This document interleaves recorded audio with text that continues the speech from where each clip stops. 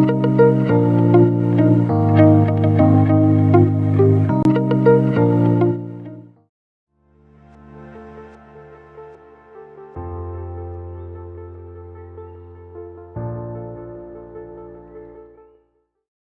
so in last lecture we discussed up to CML. Now today we will start with AML. So more students will be joining us. We can start the session.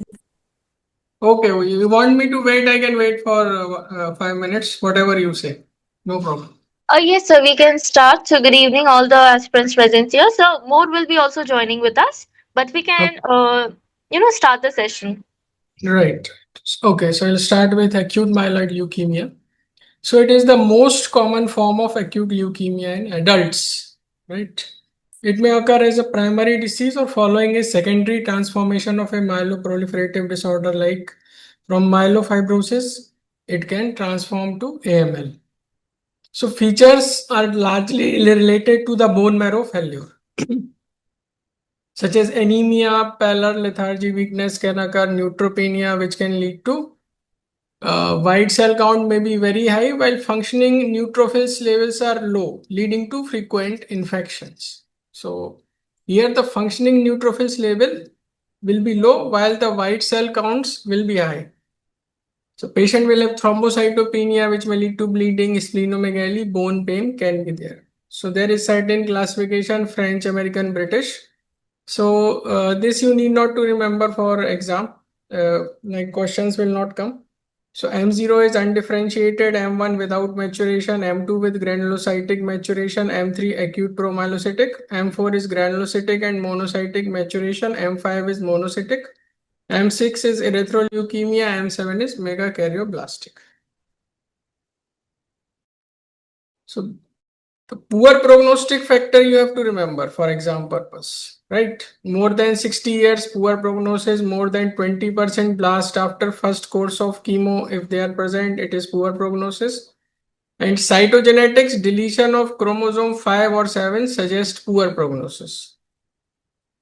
Acute promyelocytic leukemia M3 type associated with this transformation T1517. This you have to remember, fusion of PML and RAR alpha gene is there. So presents younger than other types of AML, average 25 years old, or rods are seen, and DIC or thrombocytopenia can occur in these patients. So next is acute lymphoblastic leukemia. So malignancy of lymphoid progenitor cells affecting B or T cell lineage, resulting in arresting of lymphoid cell maturation and proliferation of immature blasts, lymphoblasts, that lead to bone marrow and tissue infiltration. The most common childhood cancer. So AML was most common adult cancer and ALL is most common childhood cancer. Peak age is 2 to 5 years and it is 80% of the childhood leukemia. So what are the good prognostic factor and poor prognostic factor? This you have to remember by heart. So good prognostic factor, French, American, British, L1 type, common ALL, pre-B phenotype. Poor prognostic factor, FAB, French, American, British, L3 type, T or B cell surface markers. If Philadelphia translocation is there, it is poor prognosis. Age less than 2 years or more than 10 years, poor prognosis. Male sex involvement, poor prognosis. If there is CNS involvement, also poor prognosis. High initial WBC, more than 100, non-Caucasian, all these are poor prognostic. So the good prognosis and poor prognosis factor you have to remember for exam purpose. So next coming to leukemia reaction. So leukemia reaction describes the presence of immature cells such as myeloblasts, promyelocytes and nucleated red cells in the peripheral blood.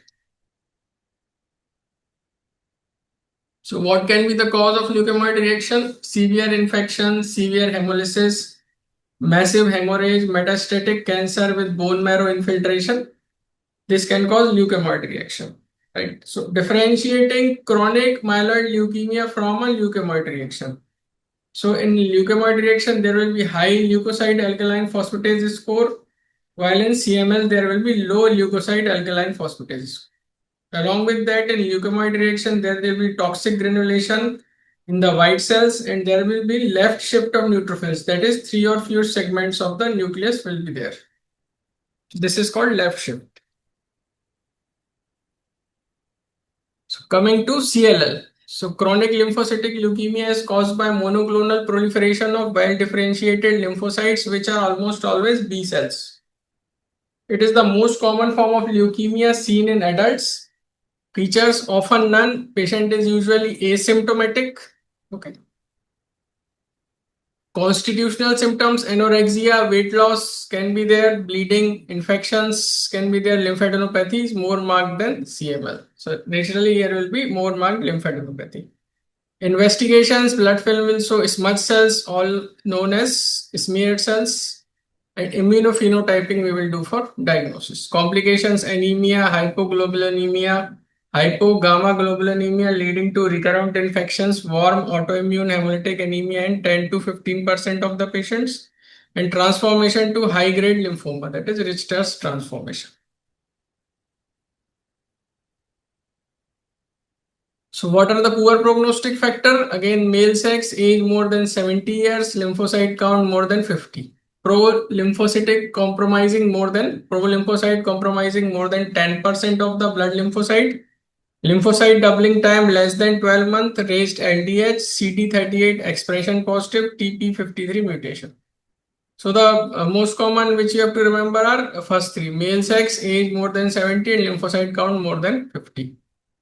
So chromosomal change, deletion of the long arm of chromosome 13, deletion of 13q is most common abnormality in 50% of the patient, and it is associated with good prognosis.